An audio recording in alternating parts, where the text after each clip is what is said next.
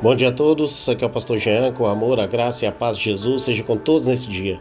Vamos para mais uma reflexão? Nessa semana eu quero falar sobre os valores do reino. E tendo como base, Mateus capítulo 5, que fala das bem-aventuranças. O de hoje, bem-aventurados humildes de espírito. Mateus capítulo 5, verso 3 diz, bem-aventurados os humildes de espírito. Outras traduções dizem pobres de espírito, porque deles é o reino dos céus. Na realidade, o Sermão do Monte é muito mais do que uma pregação.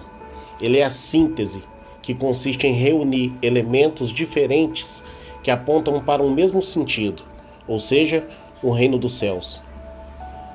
Dos sermões que Jesus pregou durante seu ministério, todos com muita riqueza e ensinamento, podemos dizer que o Sermão do Monte é um resumo da fé.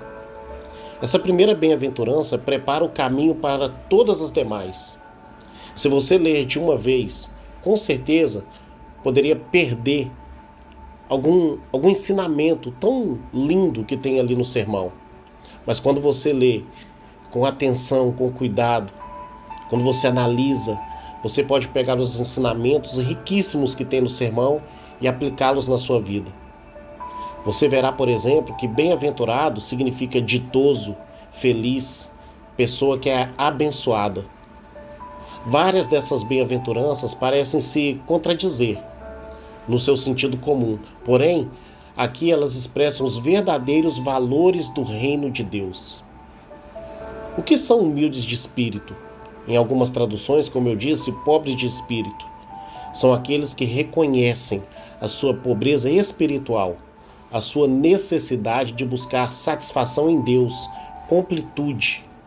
Lucas 6,20 diz, bem-aventurados os pobres de espírito, porque deles é o reino dos céus, ou seja, aponta para o reino dos céus. Humildes por quê? Porque reconhecem, têm a necessidade de um Salvador. Pobres de espírito porque não dependem de coisas materiais, e sim da presença de Deus. Provérbios 29, verso 23 diz, o orgulho do homem o humilha, mas o de espírito humilde obtém honra. Ou seja, pobre de espírito, humilde, nem de longe tem a ver com posses, bens, dinheiro, tem a ver com aqueles que reconhecem em si a falta de Deus. Talvez você, como eu, conhece pessoas que são riquíssimas financeiramente falando, mas são humildes, são pobres de espírito, sentem a necessidade de buscar a Deus. Na outra ponta, pessoas que são pobres financeiramente falando, mas são orgulhosas, arrogantes, não sentem a mínima necessidade de Deus. Ou seja, não tem a ver com o que você tem ou o que você pode oferecer. Tem a ver com a necessidade de buscar a Deus. Os que são humildes de espírito herdarão o reino dos céus.